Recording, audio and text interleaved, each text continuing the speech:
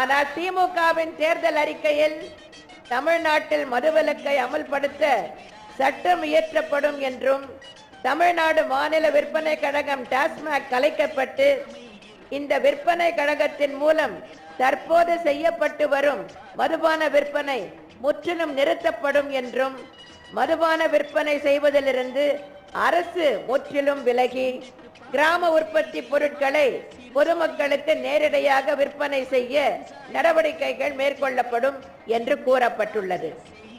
பூரண மதுவிலக்கு என்று திரு கருணாநிதி அடிக்கடி சொல்லி வந்தாரே, தேர்தல் அறிக்கை தயாரிக்கும் போது பூரண என்ற வார்த்தை மறந்து போய்விட்டதா?